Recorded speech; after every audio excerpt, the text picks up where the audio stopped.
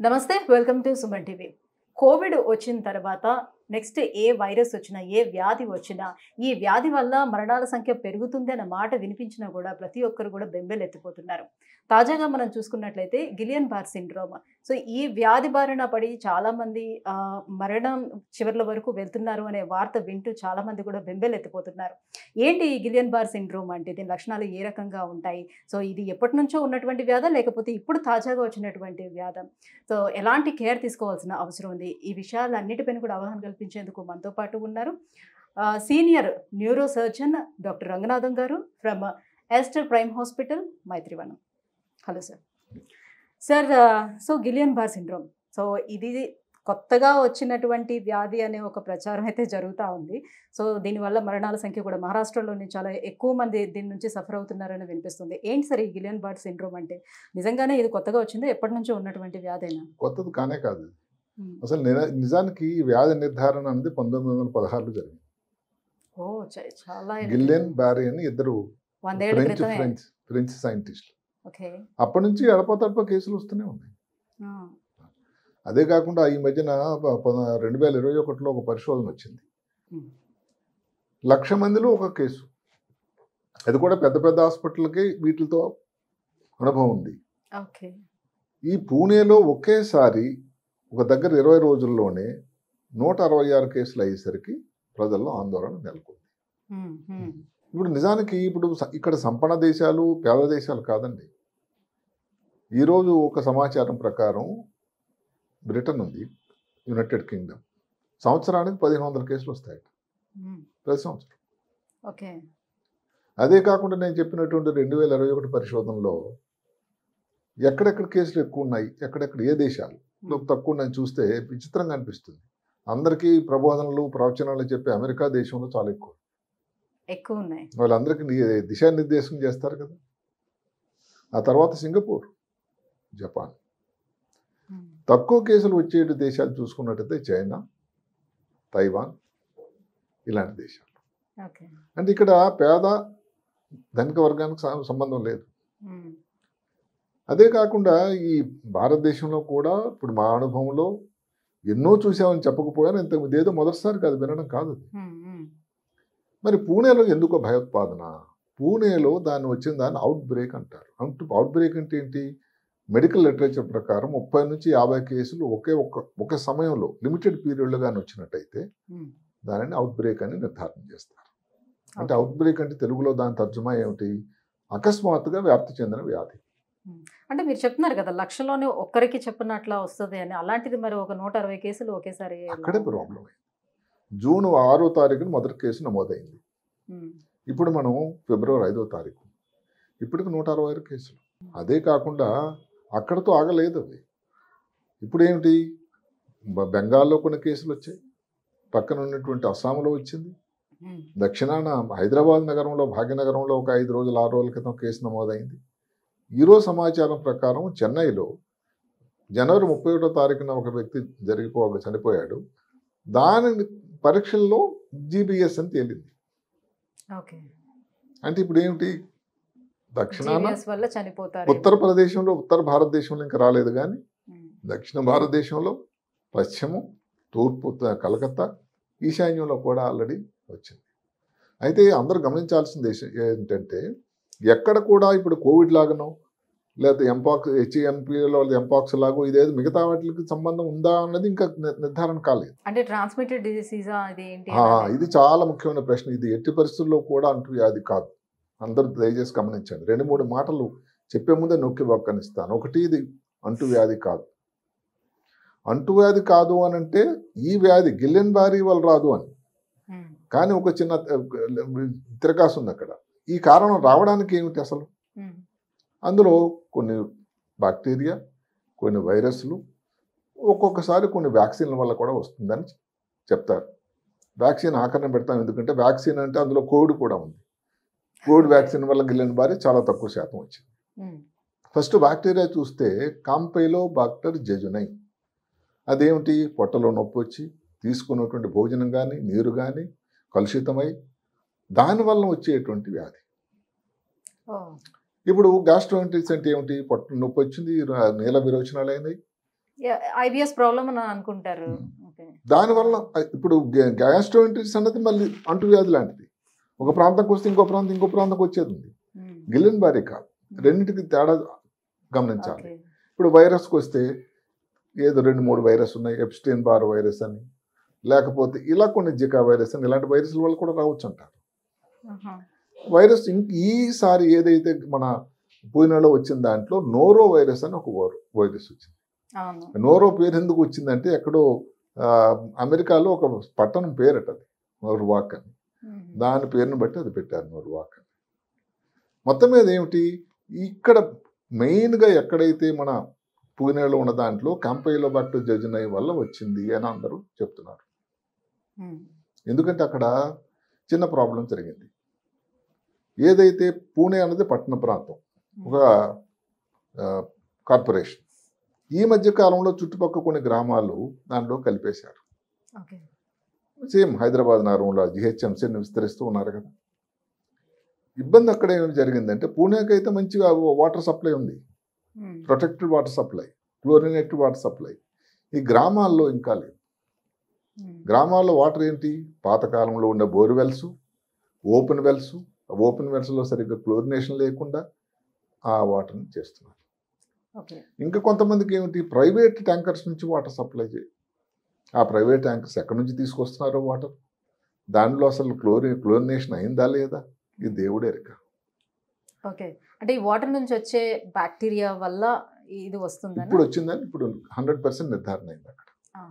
అయితే ఇక్కడ ఒక చిన్న మాట కూడా ఉంది ఏమిటంటే, ఇప్పుడు నిమ్హాన్స్ వాళ్ళు బెంగళూరులో ఒక సంస్థ ఉంది, చాలా పేరెన్నిక సంస్థ.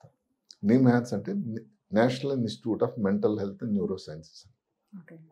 అక్కడ ఈ శాంపుల్స్ ఇవన్నీ పంపిస్తే వాళ్ళు చెప్పింది ఏంటంటే, 76% ఏదో ఒక ఇన్ఫెక్షన్ ముందు వచ్చిందే, వైరస్ వ్యాధి కానీ, ఎక్కువగా కాంపైలోబాక్టర్ కానీ.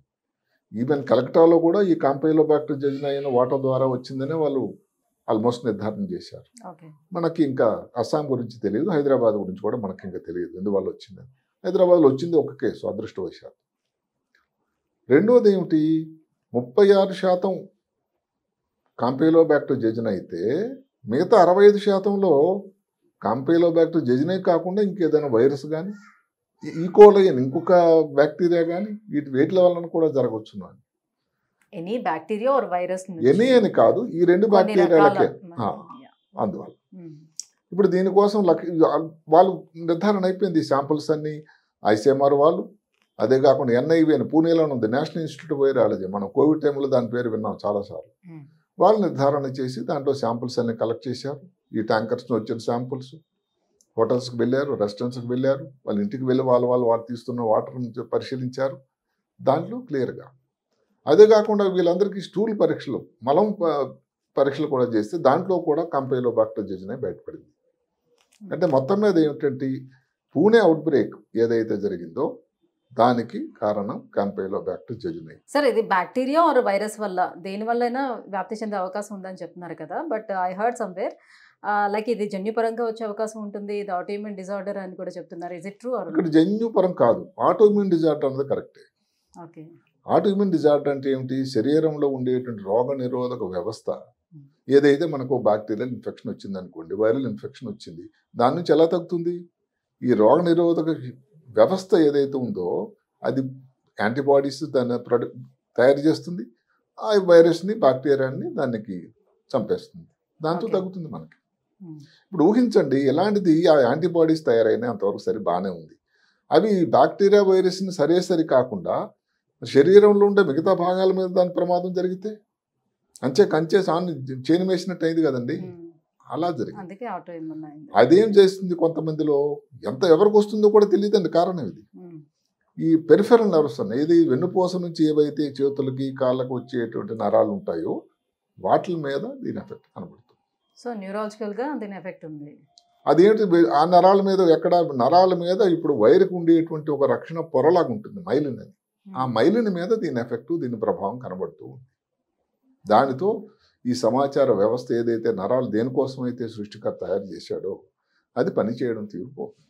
అంటే ఏమవుతుంది, కాళ్ళు సన్నంగా అయిపోతాయి, కాళ్ళు వీక్ అయిపోతే నడవలేని పరిస్థితి, ఆయాసపడతారు, మింగడం కష్టం అవుతూ ఉంటుంది, ఏవో సూదులతో పొడిచినట్టు గుచ్చినట్టు ఉంటుంది, సెన్స్ కోల్పోతారు, సెన్స్ అంటే స్పృహలో ఉంటారు.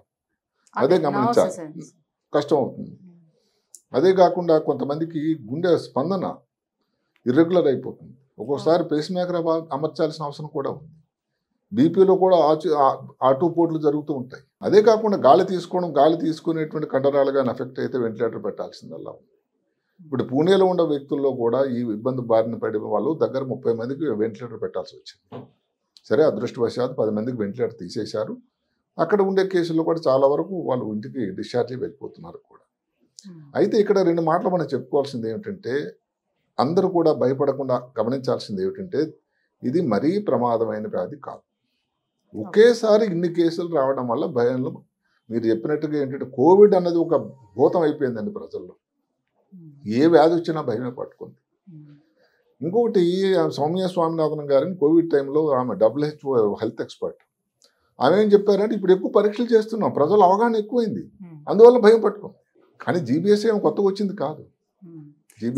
ఇది ఏమైనా ఏజ్ డిపెండెన్స్ ఏమైనా ఉంటుందా సార్? అన్ని ఏజ్ల వరకు వస్తుంది, అన్ని ఏజ్ల వాళ్ళు వస్తుంది. చిన్నపిల్లలు వస్తుంది. ఇప్పుడు మాట కలకత్తా వచ్చిన కేసులు అనుకోండి, కలకత్తాలో వచ్చిన కేసులన్నీ కూడా చిన్నపిల్లలు ఎక్కువ శాతం.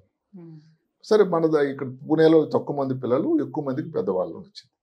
మన హైదరాబాద్లో వచ్చిన పేషెంట్ ఏమిటంటే 25 సంవత్సరాల స్త్రీ, సిద్దిపేట నుంచి. సరే, కార్పొరేట్ హాస్పిటల్ అడ్మిట్ అయ్యారు, వెంటిలేటర్ మీద ఉన్నారు. ఎందుకంటే అక్కడికి వచ్చేసరికి ఆమె పరిస్థితి కొంచెం విషమంగా ఉండడం వల్ల వెంటిలేటర్ అమర్చాల్సి వచ్చింది. అంటే బాడీ ఇమ్యూనిటీ బాగుంటే కోవిడ్ వైరస్ కూడా ఎలా తట్టుకొని నిలబడగలిగారో, సో అట్లా ఇది కూడా ఇమ్యూన్ సిస్టమ్ బాగుంది అని అంటే వచ్చేదానికి అవకాశం తక్కువ ఉంటుందా? లేదు, అదే కదా. ఇప్పుడు ఒక మంచి మాట ఇందాక చెప్తున్నాను ఏంటంటే 90 నుంచి 95% బాగా రికవర్ అవుతారు. శాస్త్రం అదే చెప్తుంది. ఒక 5 నుంచి 10% ప్రమాదం. అదే కాకుండా ప్రపంచం అంతటా కూడా 4.5 నుంచి 5% వరకు మరణాలు అయితే ఉన్నాయి. జీబీఎస్ వల్ల కానే కాకుండా దానివల్ల వచ్చిన కాంప్లికేషన్స్. ఇప్పుడు వెంటిలేటర్ మీద ఉన్నారు, నడవలేకపోతున్నారు. దానివల్ల ఏమవుతుంది, ఛాతీలో ఇన్ఫెక్షన్ కానీ, యూరిన్లో ఇన్ఫెక్షన్ కానీ, అసలు గాలి తీసుకోవడం ఎన్నాలో దాని తాలూకా సరిపోయిన కండరాలు, గాలి తీసుకునే కండరాలు పనిచేయకపోవడం వల్ల ఎన్నాళ్ళు వెంటిలేటర్ మీద ఉంటారు. దానివల్ల లంగ్స్లో డ్యామేజ్ అవ్వడం, ఇలాంటి ఇబ్బందులు ఉన్నాయి. ఇంకొక మాట అందరూ గమనించాల్సింది ఏమిటంటే, ఇప్పుడు వైరస్ మనం చెప్పుకున్నాం నోరో వైరస్ అని, లేదా జికా వైరస్, ఇంకేదన్నా. ఇప్పుడు కాంపిలోబాక్టర్ జెజనై బ్యాక్టీరియా ఉంది. ఈ రెండింటిలో చూస్తే కాంపిలోబాక్టర్ జెజనై వలన వచ్చినట్టు ఇన్ఫెక్షన్ ఎక్కువ ప్రమాదం అట.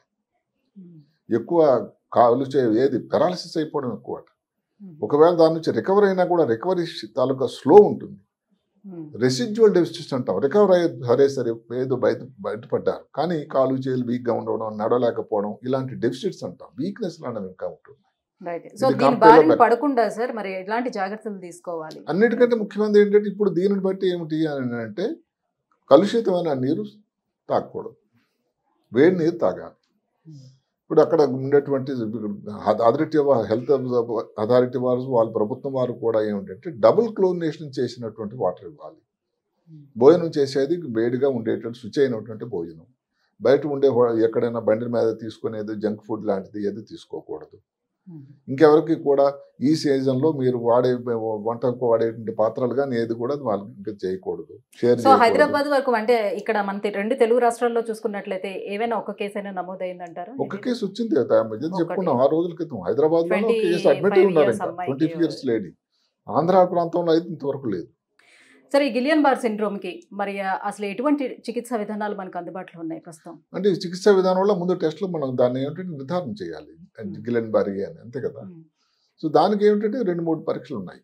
ముఖ్యంగా చేసేది ఏమిటంటే వెన్నుల నుంచి నీరు తీసి, వెన్నులో నీరు తీసి దాన్ని ఏమంటాం CSF అంటాం. ఇప్పుడు సిజేరియన్ సెక్షన్ గట్టి చేసేటప్పుడు చాలా కామన్ ఆపరేషన్ కదా, అలాంటప్పుడు కూడా వెన్నులో సూదేసి లంబార్ పంక్చర్ అంటాం, చేసి అక్కడ నుంచి నీరు తీస్తాం. ఆ నీరు నిజానికి స్పైనల్ కార్డ్ నుంచి బ్రెయిన్ నుంచి వచ్చే నీరు, సెరిబ్రో స్పైనల్ ఫ్లూయిడ్. ఆ టెస్ట్ పరీక్షలు పంపిస్తే దానిలో ప్రోటీన్ సాంద్రత ఎంత ఉంది, ఎక్కువ ఉంటుంది. దానిలో ఉండే కణాల సంఖ్య తక్కువ ఉంటుంది. దీనినే ఆంగ్లంలో ఆల్బుమినోసైటలాజికల్ డిసోసియేషన్ అంటే, ప్రోటీన్ చాలా ఎక్కువగా ఉంది, దానికి ప్రపోర్షనేట్గా ఈ సెల్ కౌంట్ అనేది పెరగటం లేదు అని. మిగతా కొన్ని ఇన్ఫెక్షన్స్ ఉన్నాయి, టీబీ ఇన్ఫెక్షన్స్ ఉంది, బ్రెయిన్ వాపు, మెదడు వాపు, ఎన్సెఫలైటిస్ అని. వీటిలో ఏమిటంటే ప్రోటీన్ పెరుగుతుంది, సెల్ కౌంట్ కూడా పెరుగుతుంది. ఇక్కడ మాత్రం ప్రోటీనే పెరుగుతుంది, సెల్ కౌంట్ పెరగదట.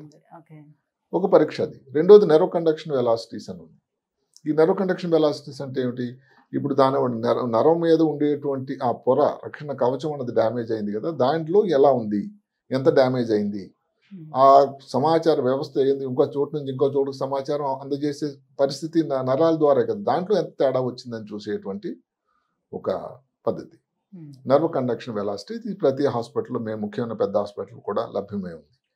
ఈ మధ్యన ఒకటి ఏమొచ్చిందంటే యాంటీ గ్లైకోసైడ్ యాంటీబాడీస్ అని ఒక టెస్ట్ వచ్చింది. అది ఇంకా అది ఒక పెద్ద మార్కర్ లాగానే. అది కానీ అది పాజిటివ్ వచ్చినట్టయితే అది గిలెన్ బారే సిండ్రోమ్ అని చెప్పడానికి నిర్ధారణ ఉంది, కానీ కొంచెం ఖర్చుతో కూడుకున్నది. అయితే హైదరాబాద్ నగరంలో చాలా ల్యాబ్స్లో ఈ పరీక్ష లభ్యంగా ఉంది, మిగతా పెద్ద పెద్ద నగరాలన్నింటిలో కూడా ఉంది. అవసరం వచ్చినప్పుడు దాన్ని కూడా మనం తీసుకోక తప్పదు పరిగణనలోకి. ట్రీట్మెంట్ కోసం వచ్చినట్టయితే చాలా మంచి ఉందండి ట్రీట్మెంట్, ఇది కూడా అందరూ గమనించాలి.